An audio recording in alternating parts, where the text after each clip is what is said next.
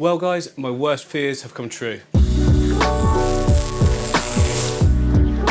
Yeah, being honest, it was to be expected. I did expect this to happen. All of the babies have gone, the whole area they were nested in, and they're not in that area now. But maybe there's some good news on the horizon.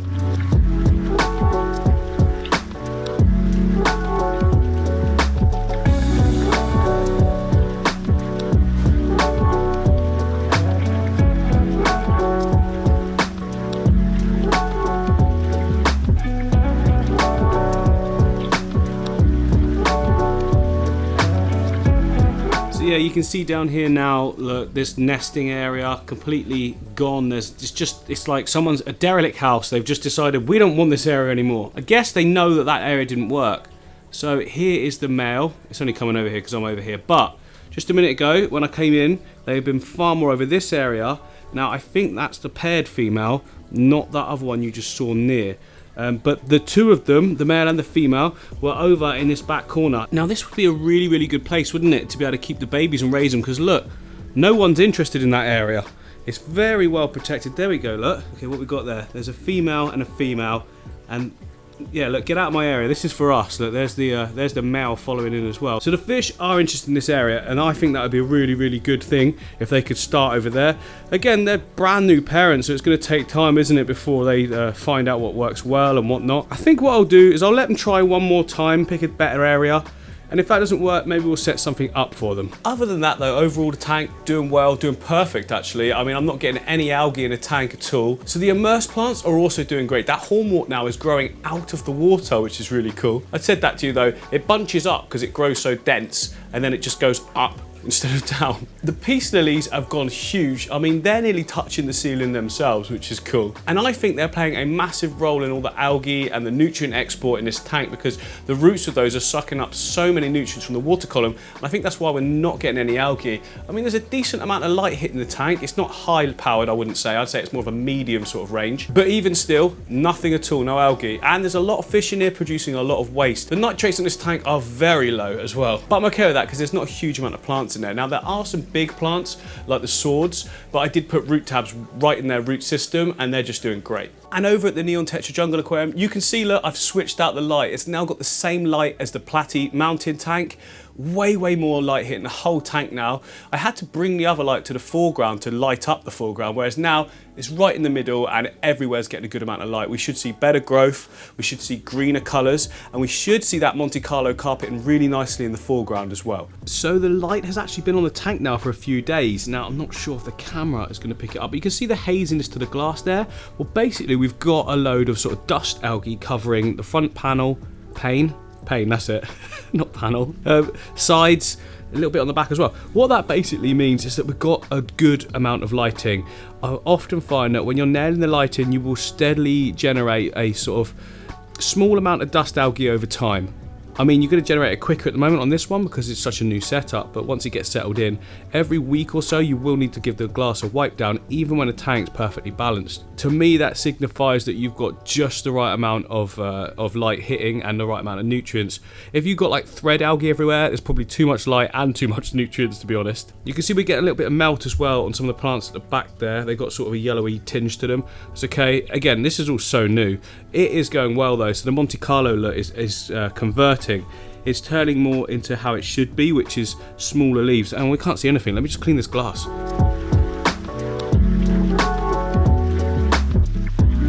Yeah, quick wipe down. That obviously put a load of algae or dust algae into water column, so a nice quick water change as well. It's really good practice just to get into the habit of doing that. I did about 40% then, I think. Yeah, only because it's a smaller tank, so it just goes down so quick. But 40% is a good amount, isn't it, really? But yeah, like I was saying, look at the Monte Carlo now, look. So you can see you've got some big leaves. Some are starting to go small or try to go small. They're converting. They're going to their immersed state. No. They go into their submerged state. Immersed is out of water. It's so confusing. Anyway, they're going to how they should be. Eventually, what it will do is sort of grip the sand, and then it will sort of start carpeting across. But with those smaller leaves that you can see, a bit like that one right in the centre of the screen there, that's how it's going to look. Monte Carlo is actually a lot smaller than what you see when you buy it, you know, new. But it doesn't take long to get growing really nicely. The only other issue we're having is this plant here, this Java fern, look. Let me turn it ISO up, look. See this? I think that this is known as Java Fern disease. It starts sort of rotting from the inside out. No idea why. I'm just going to leave it and let it do its thing. Hopefully new leaves will grow and just sort of replace it. A bit like what's happening over on this side as well. But there's no rotting on this one, so I don't really know. I could just take it. I'm just going to leave it, see what happens. If it gets any worse, I'll just swap it out for another piece. I mean, I've got loads. Look, next to it in this tank here. Oh, let me come on the side. I've got loads of Java Ferns in here ready to go. I was saving them for the African scape, but I'll probably get more anyway. So if I want to use one just to replace anything that's going a bit weird. Again, I don't know. I've never seen it before. Move out the way, fish. I've never seen it before, but you see that? Anyone else help me out with that? Very strange look. It just looks horrible. I mean, the rest of the leaves are looking great, but the base of them is doing this weird thing. I don't know what it is. Anyway, I shouldn't complain too much because overall it's going great. Believe it or not, I've actually got a mega bunch of stuff that I need to get through today. So for instance, the discus tank, I'm just about to be doing final shots for it to do like a full aquascape tutorial where I put together, you know, all the episodes I did with the final result months and months later. That would have actually been released already, but never mind. And I've also still not taken everything out of the Peninsula Aquarium, you know, the Lake Tanganyika one.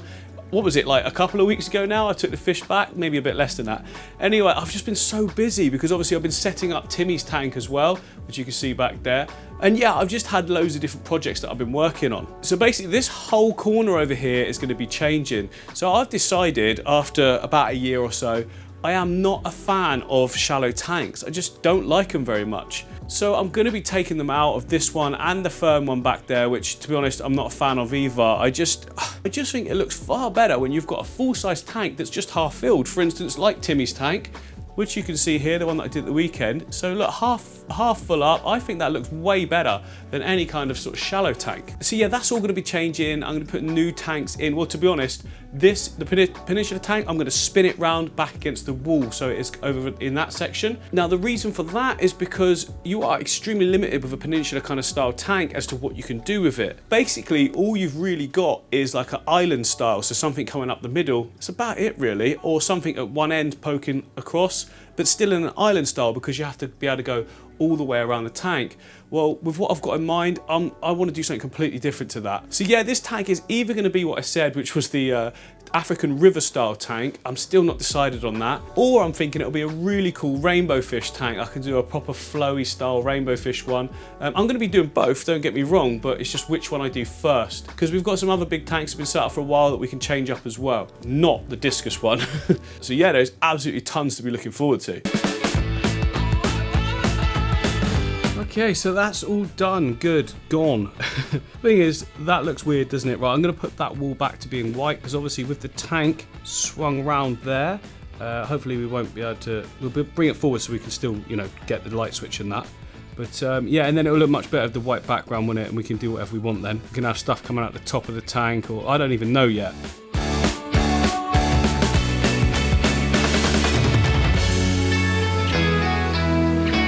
Okay, we're 2 hours of work in, one coat done. It's probably going to take about 3, isn't it? Oh, it doesn't matter. It'll be good. It'll be a much better backdrop, and the greens of the plants and everything will just pop really well against it. Okay, I am seriously not even kidding you now. That is coat number 4. You can still see through it. We're getting there though, we're getting there. So when I first painted it, you can see that, oh, it can't focus because it's just a there you go. Look, you can still see these like dark patches. That won't do, we've got to do it properly, haven't we? So when I first painted this green, I really didn't think about it. How bare does it look now? Everyone's going to be like, oh, it was better before, but trust me, once the tank's in that location, we've got another thing going on. Yeah, it'll look way better, trust me. I never really did like the green. I always felt that it detracted so much away from the tank itself, so we won't get that anymore. So I managed to move this tank out a little bit, but I've hurt my wrist. Yesterday I fell over and I chucked my hands down to sort of brace myself. And in doing so, I just felt something ping and it's really hurting today. I think I've sprained it. I mean, I'm not being a baby about it. I just got to get on with things. To be honest, the more I'm using it throughout the day, the better it actually seems to be feeling. So hopefully by tomorrow, I can finish off this paintwork. We can move the tank around and yeah, we're all gonna be ready for a nice big new setup then.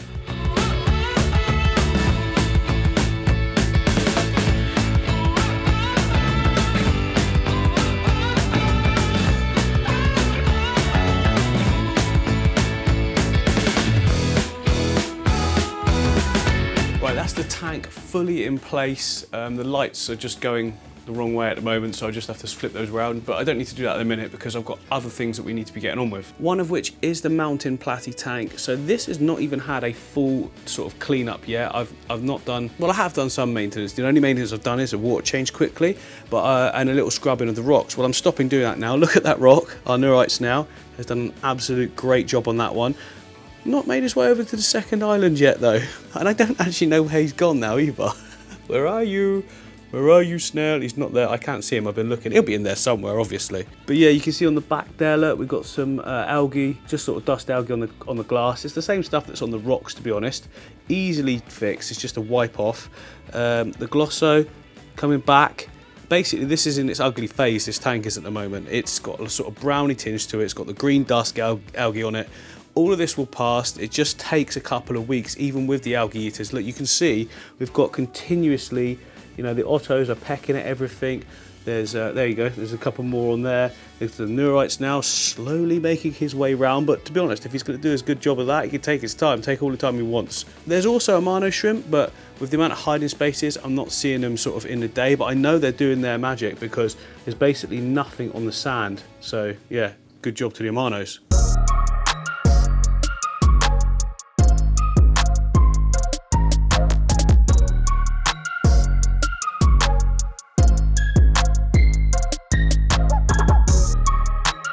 Okay, we have great news. The Neurites now is back and cleaning a different rock.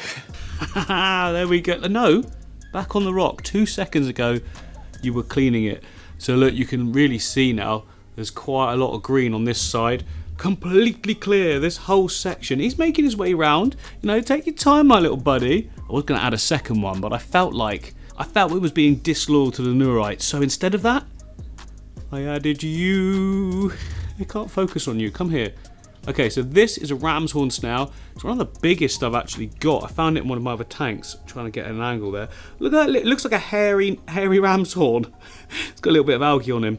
That'll get pecked off in no time by the platies, wouldn't it? But yeah, the tank's looking great. It should be looking even better in a very, very short while. I'm really impressed with how it's turning out. Another really good success, I think. It's going to need a trim back soon as well. Like, no time at all, to be honest. And to be honest with you guys, I think that's a really good point to note. So when I set up a tank, almost, I'd say a good 85 to 90, that's very specific. Like 3/4 of the time, it turns to be poo in about 2 to 3 weeks. Proper ugly phase to the point where you're like, oh, I just want to break it down, it looks awful. Now another 2 weeks or so is when it comes out of that and just starts to go really good. Or it doesn't. If it doesn't, the balance is off, you've got too much light, you've got too much nutrients, you're overfeeding the fish, something like that, and it's time to look at other factors. But if it's starting to look sort of browny, a little bit like what's going on with this tank, then just be patient, get your little algae eaters like I've got, and it should sort things out. I mean, get as many algae eaters as you can afford. So for instance, on a tank this size, get 5 Amano shrimp, you know, get some Neurite snails, probably just 1. Apparently if you get 2, they breed heavily and the babies die or something like that. And just 1's enough anyway, like for a tank this size for sure. Yeah, and we got 3 Otto cats in there as well. So you don't need a huge cleanup crew. It's best just to be patient and just get a small crew. If you could afford more, do it. But then remember, they're going to need a food source as well. So you might have to feed things like algae wafers. Or if you've got multiple tanks like me, that's not an issue because I just sort of distribute them around evenly. And then at some point when I need some for a new tank, I'll take some out of that tank and that one and put them into there, you know, and just continue that sort of cycle. But yeah, for most people, a small crew is going to be more than adequate to sort out any of your issues in no time at all. And sometimes a cleanup crew can seem a little bit expensive, but you know, because they're not flashy, are they? But they're so worth it. And you know, you can, like I say, you can use them in scapes moving forward. It's like a one-time investment, to be honest, but a really good one and well worth it. So the tank is all positioned. It's looking so good. I still got to flip that light over. But if you remember before, up next to it, I had like these weird sort of cubey IKEA shelving things. I was going to take them out because I've opened up the space so much more, but I just thought, why don't I utilize one of them and make it sort of like a mobile stand or a mobile working station, something like that. So yeah, this is what I'm talking about. Now I've got this one here that I use for all my camera stuff, and down the bottom here, look, I've got all my batteries charging away. This is the amount of stuff you need for all the equipment I use.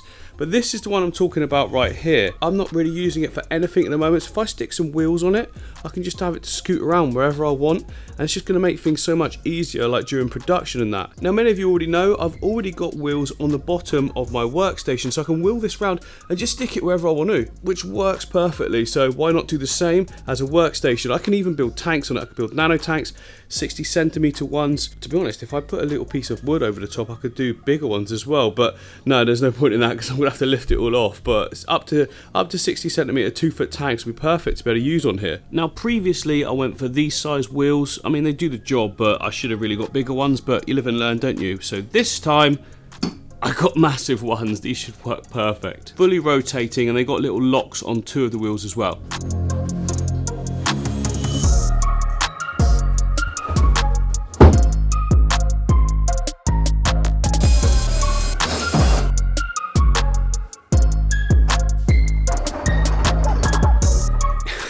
Some very unnecessary spinning there, but yeah, why not? Look at that.